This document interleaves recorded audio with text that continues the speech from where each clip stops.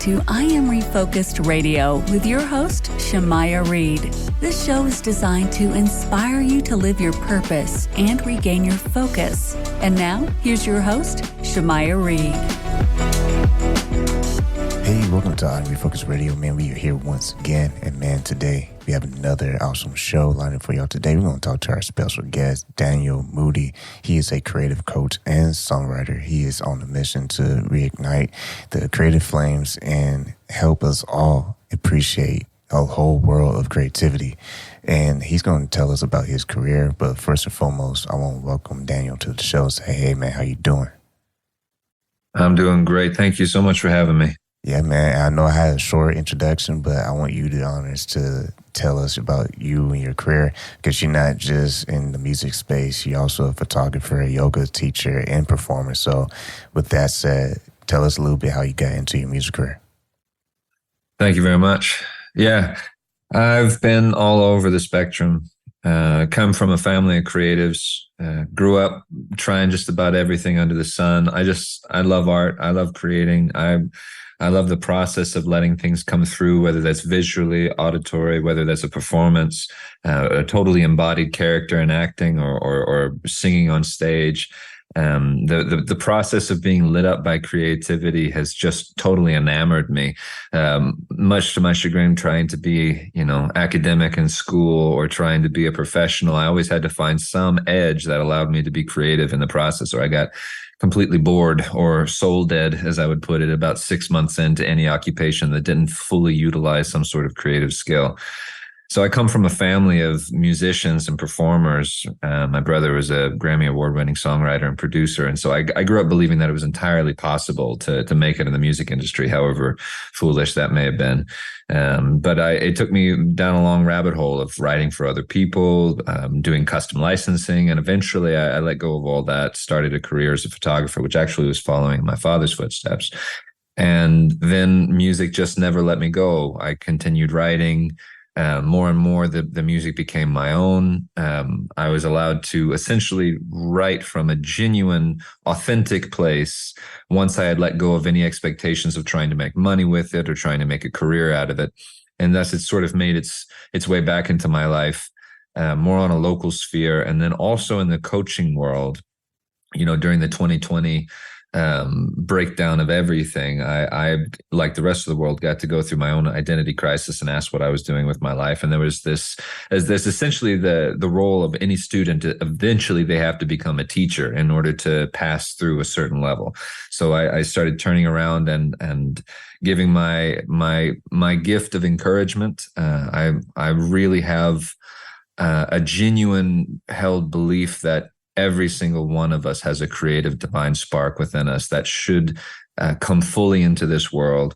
And so the coaching paradigm just gave me a label or a container that was an excuse to go around encouraging the light and flame in others to burn as brightly as they could, to get past the limitations of the critic, to just allow creativity to flow through them in whatever form it wanted to.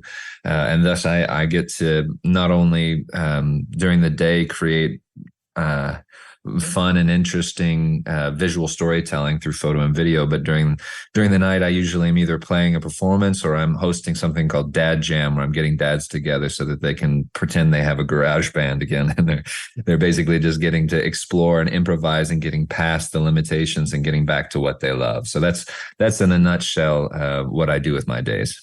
That's pretty cool. Tell us more about the whole thing with the, what do you call it, the Dad Jam? What do you call it? Dad Jam. Yeah. Okay. So as it were, men in particular have a really hard time keeping or making new friends.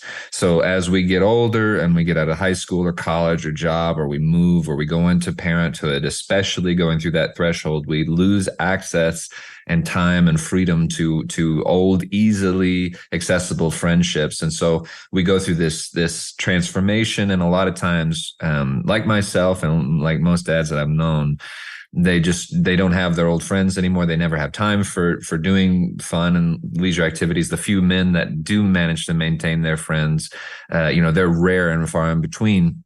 And so me and my circle are what I like to think of as courageous befrienders.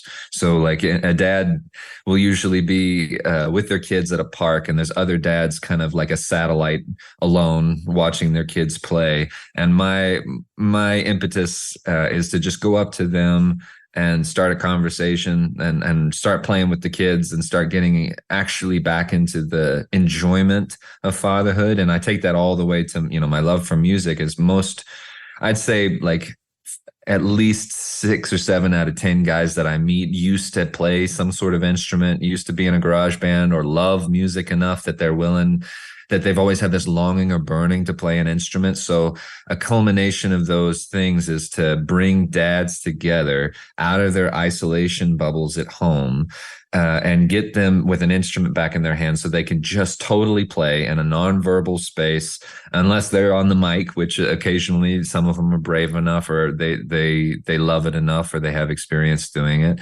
But I just encourage dads to get together, play music, whatever genre, whatever skill level, whatever instrument. Sometimes we're acoustic, sometimes we're amplified. I'll jump around on whatever instrument is needed to kind of balance it out. And it's one of the joys of my life, really, is because I love jamming. Basically, you put me in a jam, I will improvise in whatever genre is there. And I'll just do another idea after another idea after another idea. Just basically, I love the next song. The next experience is my favorite experience. So I bring that kind of fire to this equation, and usually it just creates an opportunity for dads to make friends. My ultimate dream of it is that dads will find other dads to make bandmates with, so that they can reignite that flame for no other reason than to just love playing music. And then if they ever go out and perform again, that's great. Maybe a little money in their pocket, or a little bit of enjoyment of taking it out and showcasing their love or their talents.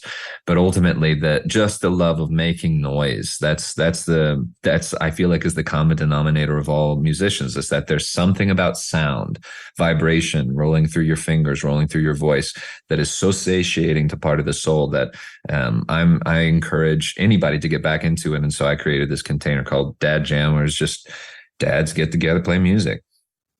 Once again, listen to Refocused Radio, talking to our guest today, Daniel Moody. He is a creativity coach and songwriter. And yeah, I really like the whole dad jam thing. I think that's genius.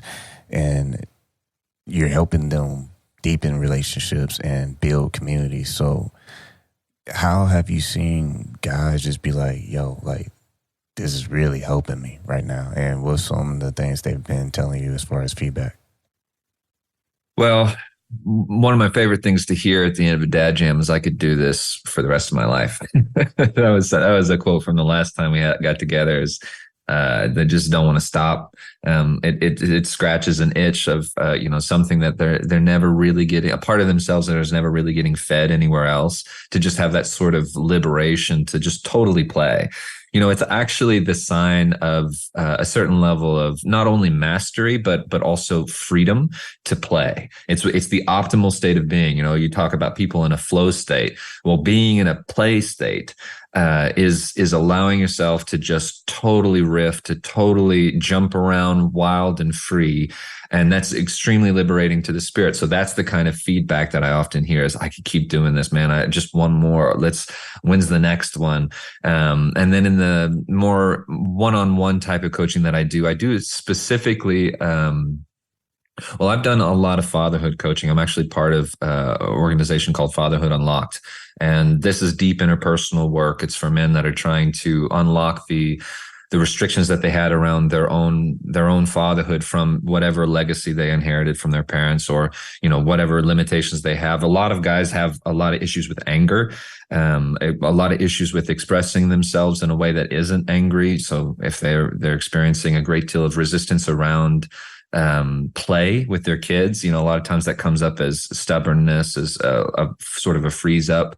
And so opportunities to come together and just play music is one way of doing that. Another thing that I really enjoy doing is songwriting. So the process of songwriting is not only the musical, it's the singing element of using your own voice to express something, and then there's the lyrical aspect of articulating your story and expressing something that is truly uniquely for you. So a program that I run is called Song for the Soul, and essentially we turn our grief into a song. So that's like the depths of it. The easy surface level stuff is we just get together to play music. The next level is we write whole songs together with an intention of either expressing love for our kids, expressing love for our wife, just expressing something about ourselves that is unique and free. And the greater depth of that is actually utilizing the artistic practice of songwriting to unlock trapped grief, trapped emotion, things that are usually too hard for us to just sit down and talk about. I've realized this with my peers and different mediums of art. They use their art as a method for catharsis, for therapy of their own wound, of their own trauma. And there's an opportunity in songwriting that is particularly visceral because it activates the thinking, the feeling, and the doing minds. It's incredibly powerful to have a song that was written specifically for you, that allows you to sing it with your own voice over and over again, so that whether tears come up, whether you're resonating with that part of yourself that has been unseen for so long, it's a remarkably healing device. So that's some of the really, really affirming work I've gotten to do. And the kind of feedback I get from that, well, I ended up actually writing a song with a friend of mine who had lost their child, and that song they listened to every day. And I can't say to you how affecting that is to me personally, but I also know for anybody who's experienced great loss or great challenge to have a tool, or let's say to have something that is a pure, unique creation for you, that moves you on a soulful level. Music therapists, they actually can help someone speak who has lost the ability to speak. They can sing often when they cannot speak. So there are things that music can do that are not only healing, but can work around certain obstacles that we have. So I've found a friend of mine, she really wanted her dad. He's been a musician for years. She really wanted him to write songs. He had talked about it, but he'd never gotten into it. So he got into my course. We started working one-on-one, and now he's unlocked something. He's writing songs all the time. He wrote a song for his daughter that's absolutely adorable.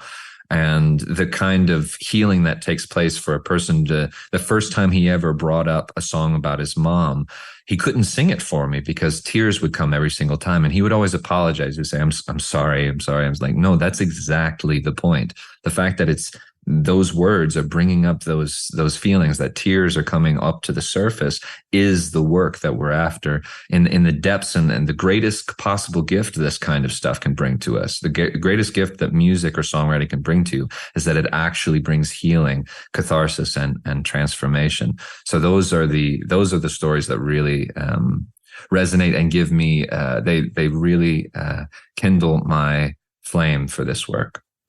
Yeah, it sounds like a brotherhood, a safe space to really just dive deep in what is going on in someone's, individual life.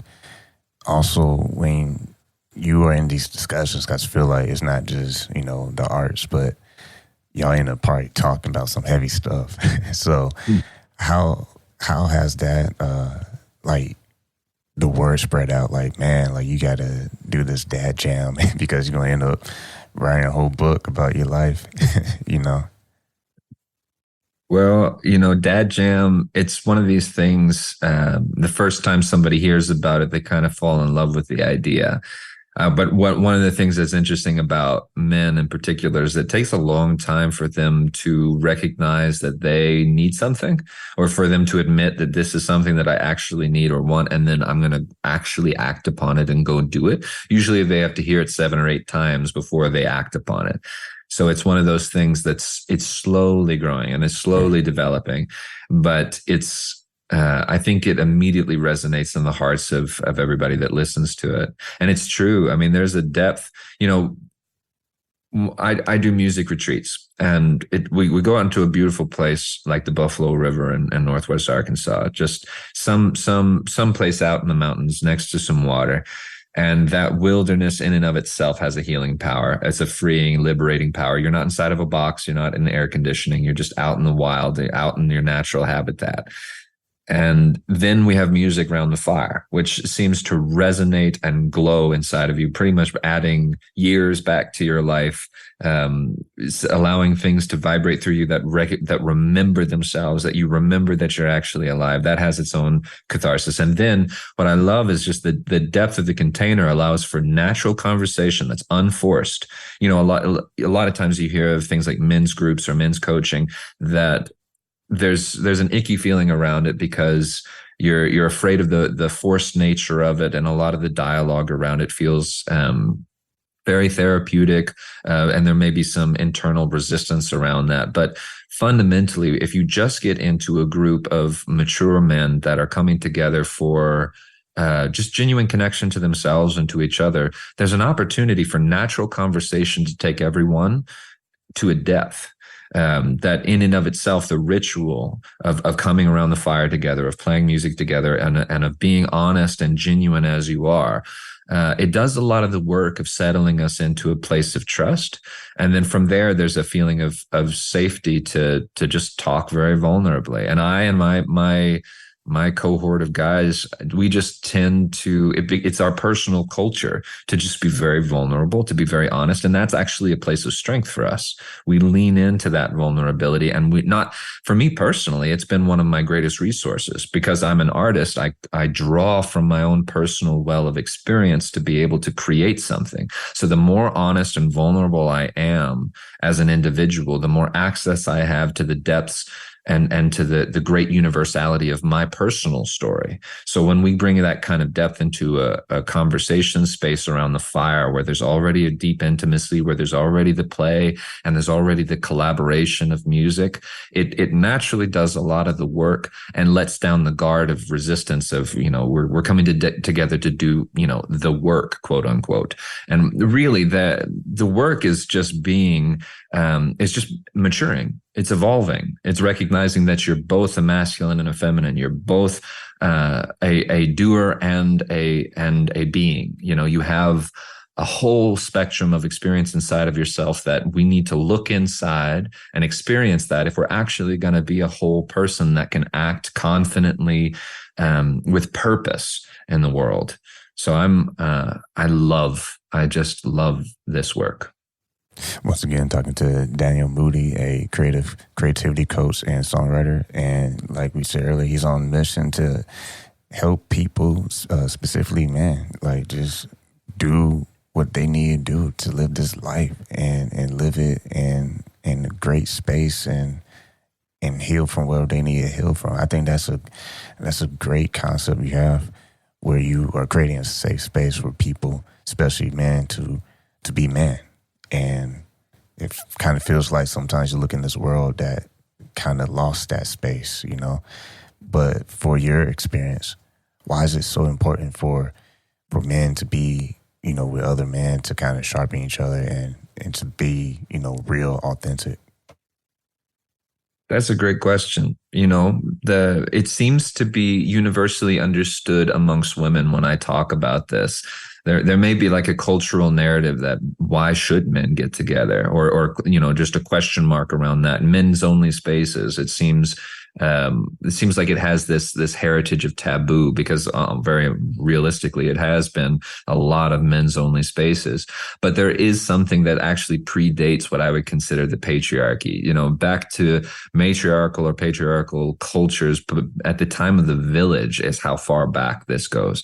Human beings need to be around other human beings. We require a village. That is actually our optimal state of operations. We need a tribe of other other human beings who we were raised with, we were born. They know our song from beginning, middle to end. We share a story and a culture and an experience together. And within that, the men would have circles of men, the women would have circles of women, and then there would be a broader circle of the whole community.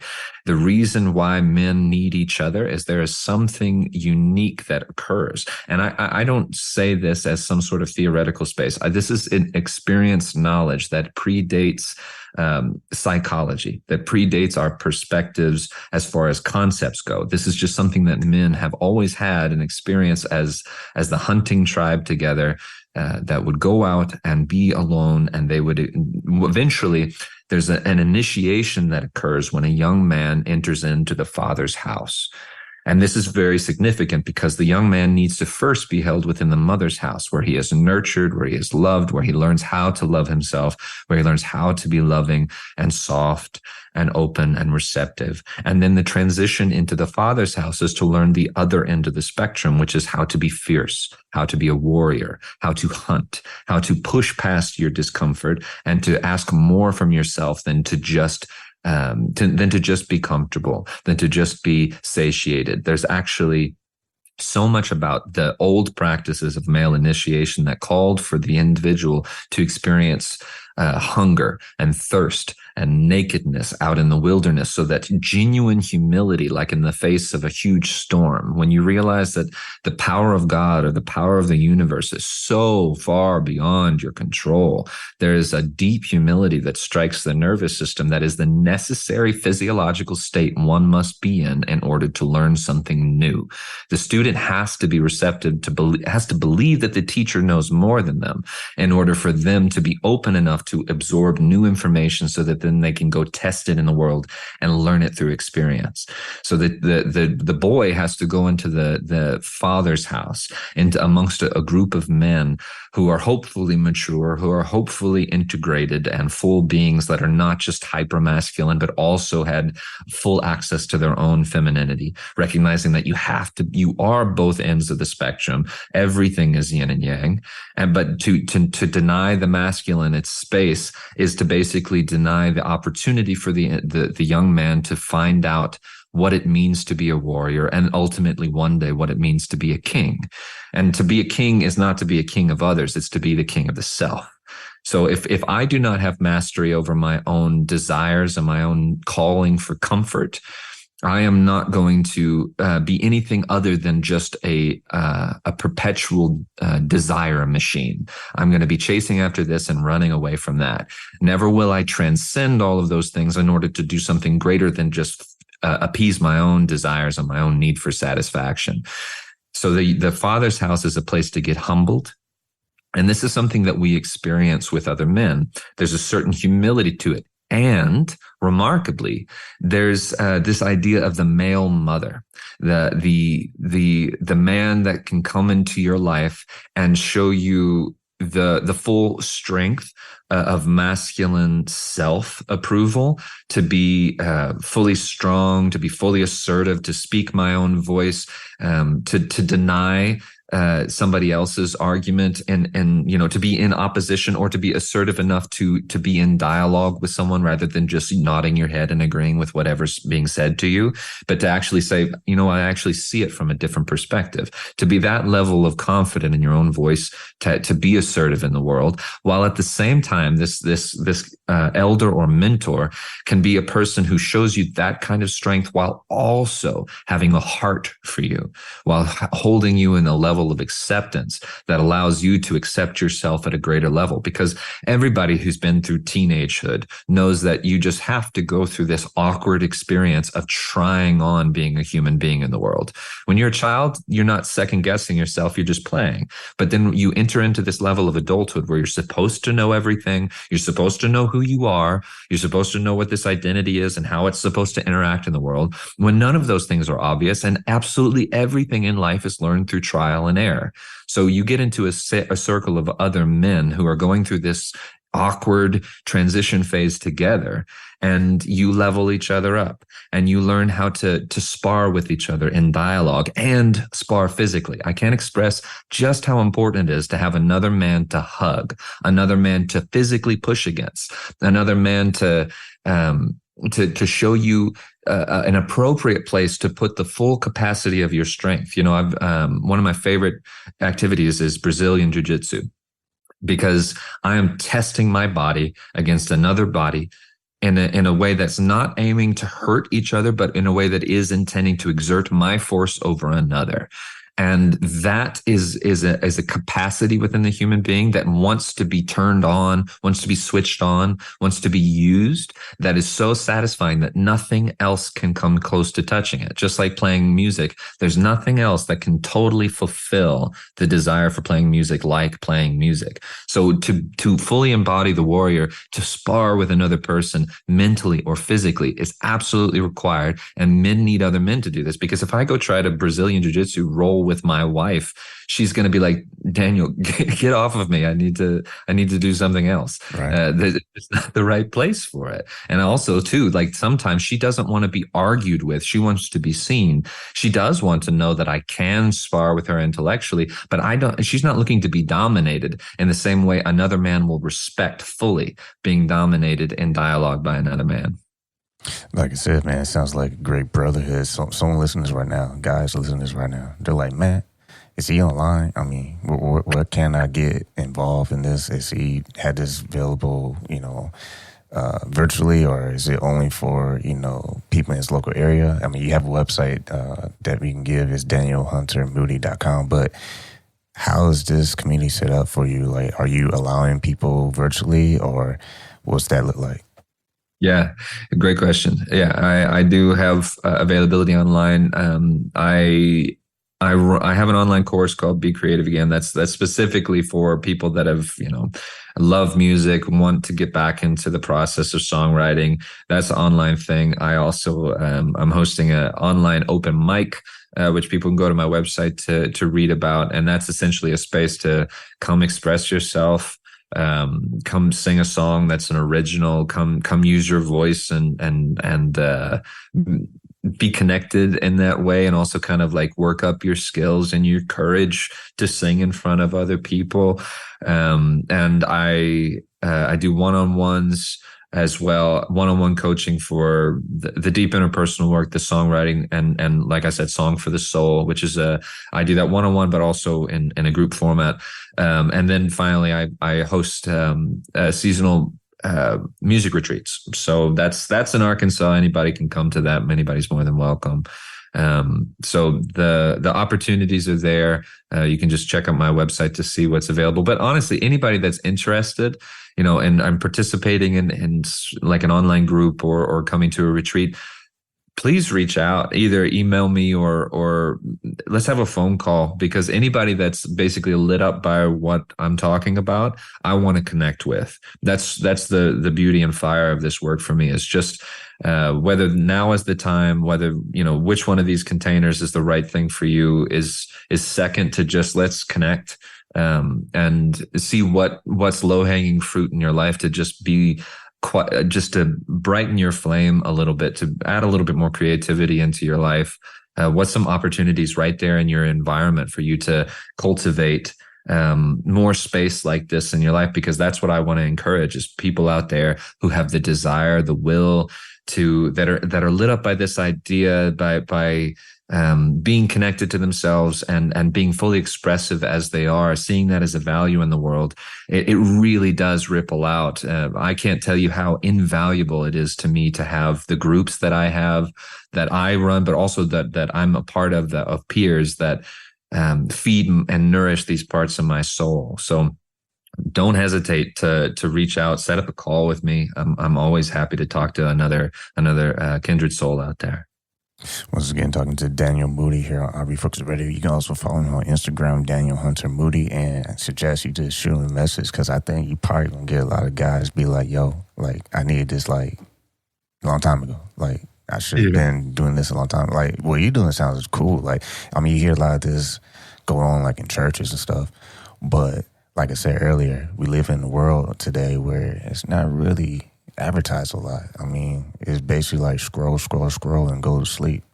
And stuff like this, I think, is going to spark a lot of people's ideas and be like, yo, I need to get involved because it's needed. I think it's needed more than ever. I mean, if we're not careful, we're just going to be like isolated forever. I couldn't agree more. It is needed. Yeah, it was needed a long time ago. And I think it's basically a call to that village, a return to the village. We need each other. And it's nothing to be ashamed of. It's our birthright. It is the basic function of a human being to be connected to themselves and others. So let's get to it. Awesome, man. Well, we've been talking to Daniel Moody. Once again, go follow him on Instagram, Daniel Hunter Moody. And also, you can go to his website, danielhuntermoody.com. Again, man, thanks for your time, man. Absolutely. Thank you. It's such a pleasure.